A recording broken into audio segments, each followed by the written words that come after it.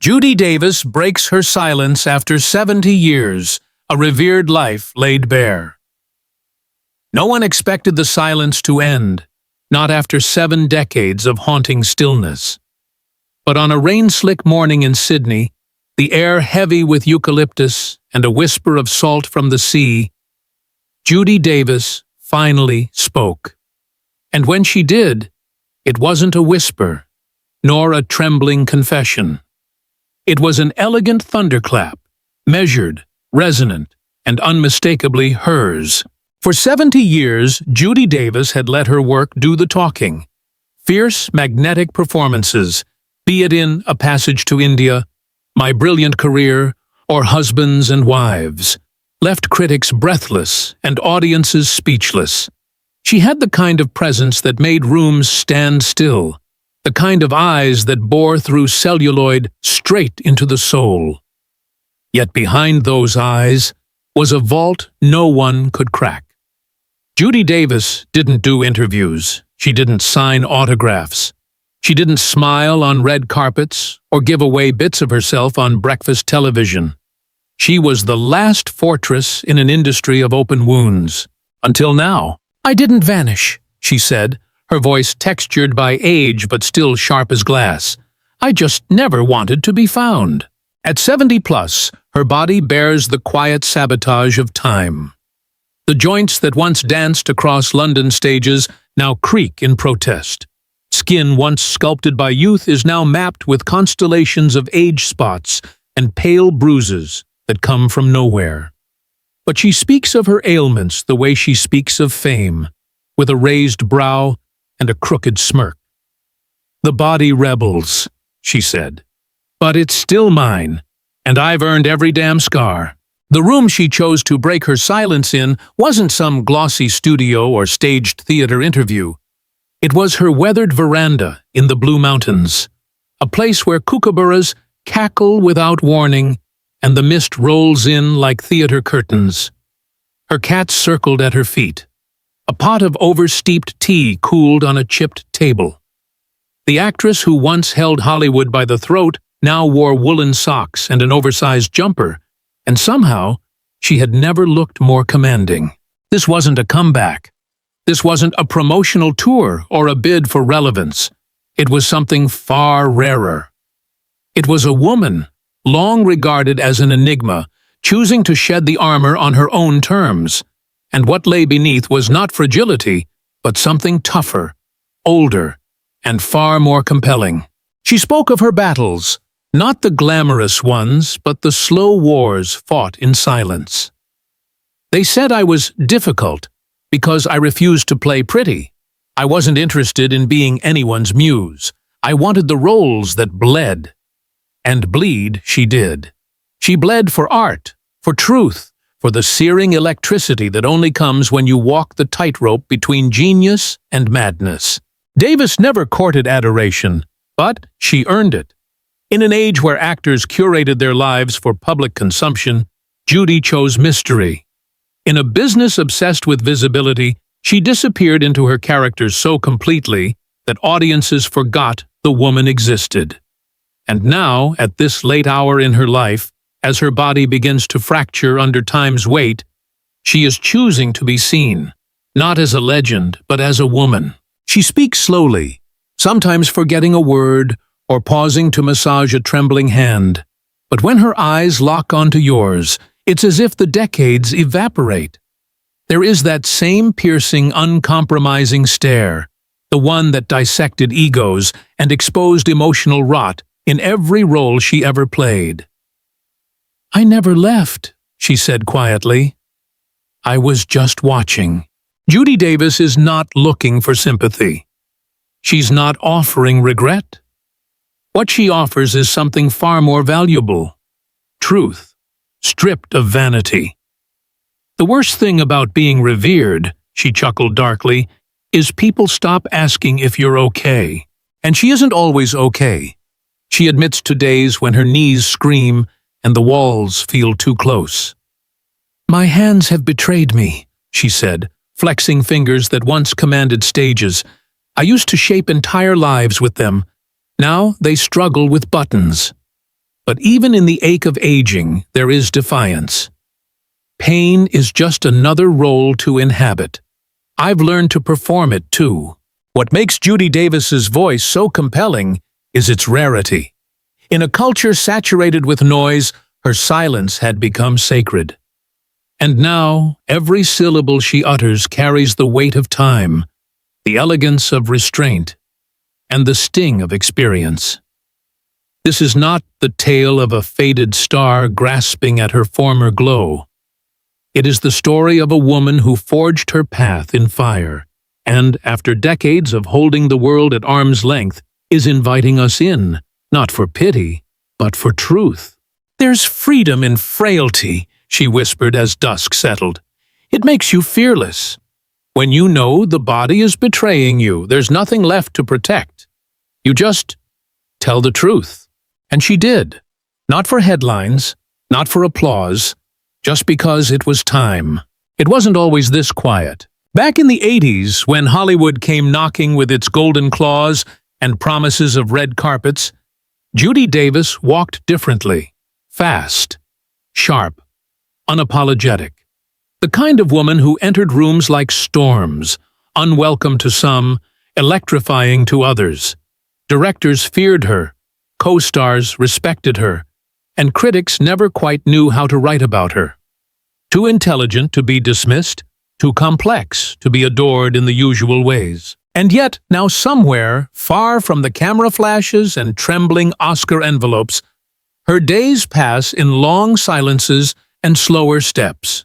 Her mornings begin before dawn, not from discipline, but from a cruel consistency, pain. The arthritis has settled deep in her joints like an unwelcome tenant, waking her with stabbing reminders that youth is far behind. The kettle hisses softly in her dim kitchen, steam fogging up the same old window she's stared out of for nearly 30 years. Beyond the mist, the blue mountains rise like ancient bones, stoic and distant. Her days are filled not with scripts, but with quiet routines. Feeding her cats, checking the mail, scribbling thoughts on loose paper she never lets anyone read. There's an old armchair by the fire, threadbare at the arms, cushion sinking in the middle, that has become her universe. She used to sit there with her husband, Colin, reading plays aloud, debating Chekhov's intent, or laughing at the absurdities of theater politics. But he's not there anymore. Hasn't been for years. She never told anyone what happened. No funeral was ever held. Just silence. The town still whispers, of course. Reclusive, they say at the grocer. Brilliant, but sad. Some claim to have seen her walking barefoot in the rain, murmuring lines from The Seagull. Others say she talks to someone on the veranda every morning, but no one's ever seen who. The mystery is part of her legend now. Still, it wasn't just pain that made her withdraw. There was that night in 1997, after the awards season, when she vanished from a premiere at the Sydney Opera House without a word. Paparazzi waited outside, fans clutching DVDs of Impromptu and Deconstructing Harry. But Judy never came. Not then, not later. Rumors swirled. A breakdown, a secret illness, a lost child. But no one ever knew the truth, not even those closest to her. She did one final film in 2003, an indie piece no one talks about. The director was a former student of hers, someone she once mentored during her brief teaching years at NIDA. He was found dead a year later, under circumstances too tragic to retell here. The film never saw release. Judy never taught again. And so the silence grew. She spent the next 2 decades in semi-obscurity, hiding not just from the industry, but from people.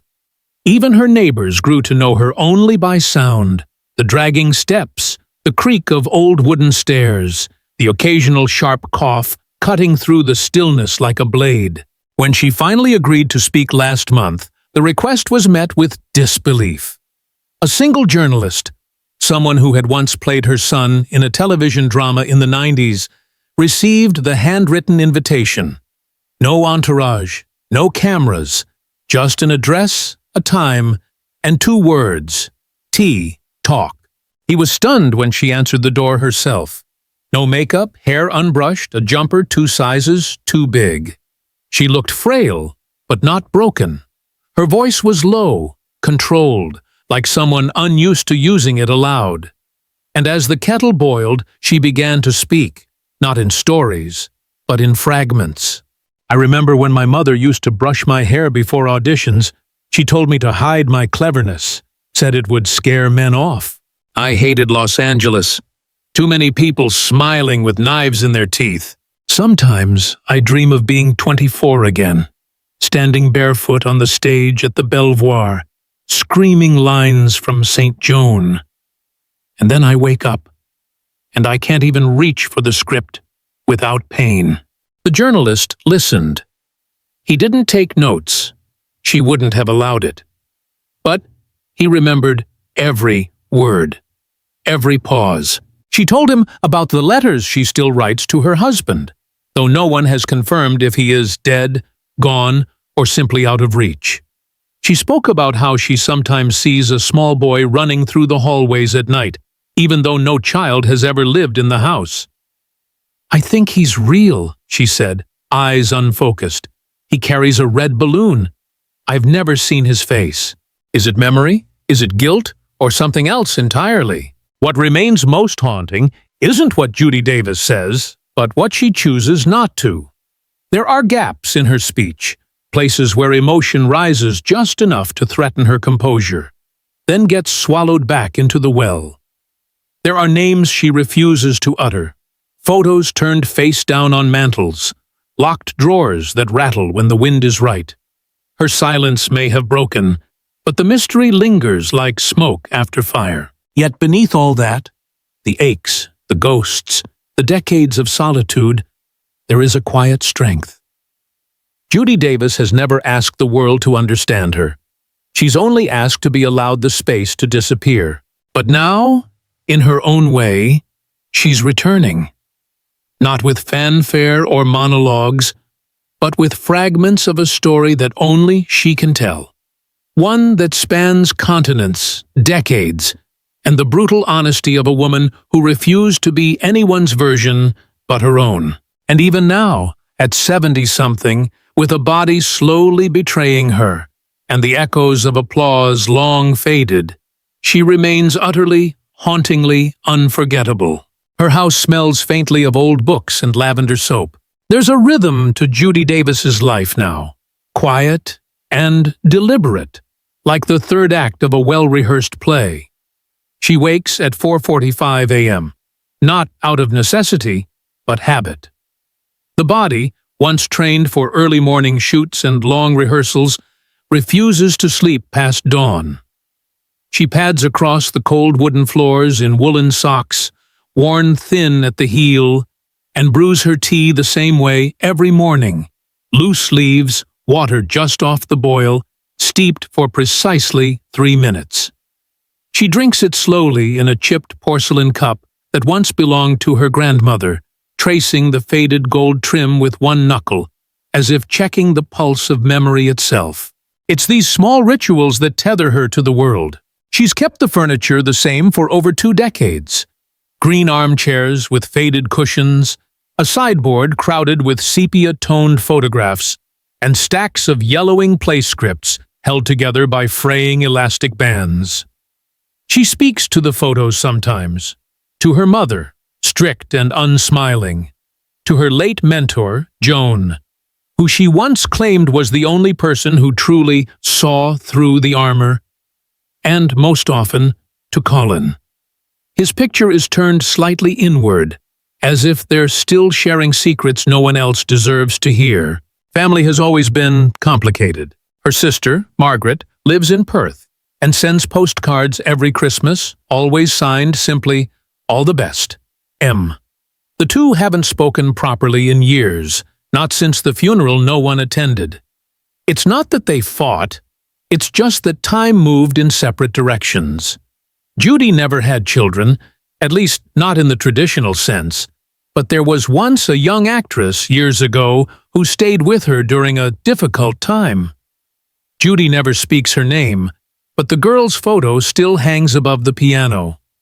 Some nights, Judy sits there in the dark and plays the same 3 chords over and over, as if trying to summon her. She never needed many friends, but the few she held close were fiercely protected. Kate Blanchett used to visit in the early 2000s, bringing red wine and theater gossip, but the visits tapered off when Judy stopped answering the door. There was a playwright from Melbourne who once called her his muse, but he died before finishing the script meant for her. Now, the pages lie in a drawer in her study, untouched, a bookmark halfway through the second act. What truly defines Judy Davis, however, are the details, those quiet, peculiar quirks that built a legend without trying. She folds her towels with military precision, claims she finds comfort in symmetry. She hates the color orange. She writes her grocery list in cursive with a fountain pen, even though she buys the same things every week. Her garden, though small, is meticulously cared for. Roses and native wattles lined up like dancers in a chorus line. She talks to the magpies as they strut across her porch, and once chased away a nosy journalist with nothing more than a look and a pair of garden shears. Her body, once a vessel for raw electric performances, now betrays her with quiet indignities. A slight tremor in her hands, and in her hips. Some days her voice catches on nothing, and she must pause mid-sentence to will it back. She started using a cane, though she resents the implication of frailty. I prefer to think of it as a prop, she jokes, tapping it twice against the wooden floor with theatrical flourish. But it's her mind, sharp, defiant, untamed, that refuses to age. She still reads voraciously, plays mostly, and biographies. She's been revisiting Simone de Beauvoir and Sontag, drawn to women who lived loudly in a world that wanted them small. She scribbles notes in the margins, often arguing with the authors. "No, Susan, that's not how grief works," she once muttered, before slamming the book shut and lighting a cigarette she wouldn't finish. She's been thinking more about legacy lately, though she'd never admit it out loud. "I don't want a bloody statue," she said once, squinting into the sun. "They always look nothing like you and pigeons shit on them." But she worries, quietly, about being forgotten. About all the work she did that no one will remember, because she refused to play the game. About the young actors who don't know her name unless it's on a streaming platform's thumbnail. In the darker hours, she questions it all. The choices, the sacrifices, the long silences she mistook for strength. She wonders if the armor she wore for so long became a prison. "I used to think control was power," she confided once, voice low. "But sometimes it was just loneliness in a fancier coat." Still, she doesn't wallow. Every now and then, she returns to her old scripts, reads them aloud in the kitchen while the soup simmers. Sometimes, she slips into a role without thinking. Joan of Arc, Hedda Gabler, Judy Garland, and for a few electric moments, the years fall away. She becomes someone else, someone infinite. And when she looks into the cracked mirror above the sink, she sees not a frail old woman, but a warrior who has never stopped performing, even if the audience is now just the rain tapping on the roof and a cat curled on the windowsill. She never liked the sound of wind chimes, too fragile, too artificial. And yet, one hung outside her back door, a rusted, hollow thing that Colin had brought home from Kyoto in 1989. She'd threatened to throw it out countless times, claimed it ruined the stillness, but every time her hand reached for it, something stopped her. And so it remained, swaying in the mountain breeze, making its brittle music like a ghost, tapping at the edge of memory. That morning, the sound woke her. It was colder than usual, and the mist hadn't lifted. She sat at the kitchen table, her cardigan draped over her shoulders like armor, eyes fixed on the steam rising from her tea. A flicker of something passed through her. A memory, maybe. Or a warning. She hadn't thought of Paris in years. It was 1983, spring. The city was in bloom, and Judy was at her sharpest. Ferocious in her convictions, impossibly exacting on set. She'd been filming a short-lived European project, some half-French, half-English historical piece that never saw daylight. The script was poor, the direction worse. But there was a man, Frederic. Not an actor, a photographer. Quiet, intense, and with a fascination for shadows. He had taken one portrait of her, black and white, grainy, unfinished. She kept it hidden in the back of a drawer, folded in tissue. No one had ever seen it, not even Colin. They'd sat by the Seine one night, after a day of heavy rain. She remembered the way the wet stones reflected the orange street lamps. He asked her if she ever wanted to leave acting. She didn't answer, just lit a cigarette and stared into the river like it might reply for her. Years later, she would remember that silence, not as indecision, but as fear. The truth was, Judy Davis never wanted to stop. She just wanted to be seen without having to explain herself. The cigarette smoke from that memory seemed to drift into the present, curling around her head like a halo of ghosts. She blinked, and the kitchen returned. Quiet, except for the wind chime. Why had she kept that photo? And why, just yesterday, had she taken it out again? The idea of being watched always made her uneasy. Even now, the feeling returned with uninvited precision, as though someone had recently stood in her hallway, just beyond view. She checked the locks more frequently these days, double-bolted the back door even though no one ever came by. But it wasn't danger she feared. It was the return of something. Someone. She folded the newspaper on the table, unread. The front page carried an obituary for a former co-star, someone she'd shared a stage with in London in '79. She hadn't thought of him in decades, but his name brought the past rushing in. Heavy velvet curtains, the smell of grease paint, and the crack in his voice when he whispered, "Don't look back," during a final scene that had once made critics cry. Had he meant it just for the play? In the mirror above the stove, her reflection looked tired. Not weak, never that, but thinned out somehow, like she'd been scraped across too many years.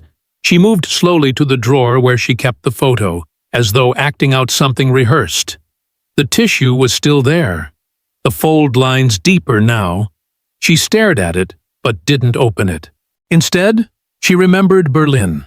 That same year, '83, just weeks after Paris. There had been a phone call in the middle of the night, a train missed, an envelope of cash she had handed to a woman in tears. Judy had never spoken of it, not to friends, not to family, especially not to Colin. But there was a reason she stopped traveling after that. A reason her passport hadn't left the drawer in over 30 years.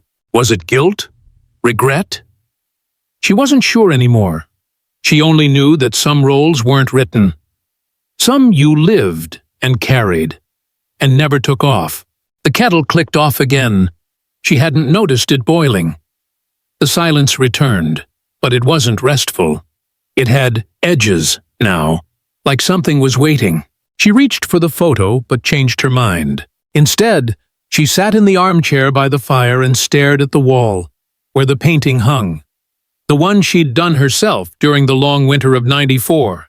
It was abstract, swirls of dark blue and red, a single gold line slashing across the middle.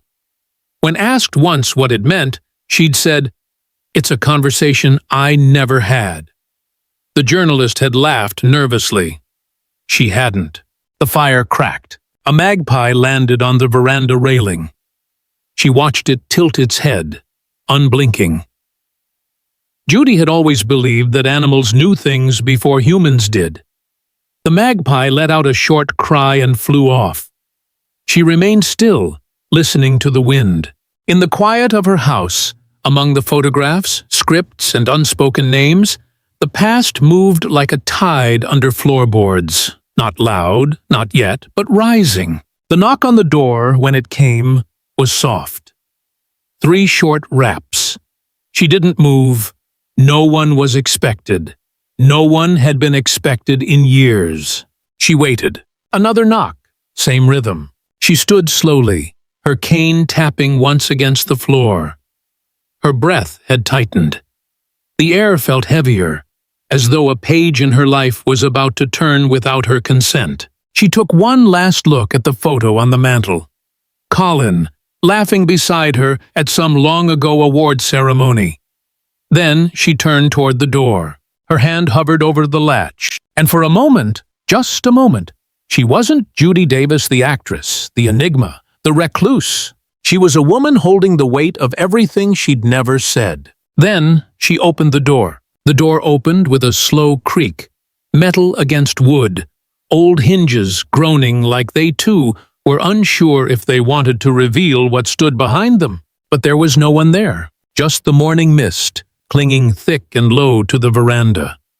The eucalyptus trees swayed lazily in the breeze, their tall silhouettes blurring into a soft haze. No footprints on the damp steps. No car on the gravel road. Only the faint echo of the wind chime, now perfectly still. Judy stood in the doorway for a long moment, her fingers gripping the frame, knuckles white. She didn't call out. Instead, she looked to the far end of the driveway, where the fence used to be. It had collapsed years ago in a storm, never repaired. She had told herself it didn't matter. No one ever visited. But today, for some reason, the broken fence felt significant, like a chapter left half-written. Behind her, the kettle clicked again. It had boiled, cooled, and reboiled 3 times already. She turned back into the house slowly, her cane making no sound on the old rugs. The hallway, dim as always, seemed longer than usual. She passed the sideboard, the photos, the stack of unread letters. She paused at one of the closed doors, the one she never opened anymore. There was no key, just memory. Her hand hovered over the knob, then lowered. Back in the living room, the fire had died down. Shadows stretched longer now, curling into corners like thoughts she'd tried to forget. On the coffee table, next to the tea, lay the folded photograph, the one from Paris. It hadn't been there earlier. She was certain of that. She hadn't taken it out. And yet, here it was, unfolded. The edges still worn and delicate, the ink slightly smudged with age. Frederick's hand had scrawled something on the back, in a language she never learned. She stared at it, trying to remember the words he'd whispered as he took the photo. Something about light. Or was it truth? Maybe it was just silence. She sat again in the armchair, the photo balanced on her lap. Her eyes, always sharp and unreadable, softened. Not with sadness exactly, not even nostalgia, just a kind of waiting. Outside, the magpies had returned. 3 of them now, perched in a line on the railing, unmoving. A breeze moved through the open doorway behind her. It carried the scent of something familiar. Jasmine, or rain-soaked earth, or maybe just the past, rising up like mist from the ground. The wind chime didn't stir, neither did she. She just sat there, photo in hand, watching the shadows shift across the floorboards like they might reveal something she'd missed.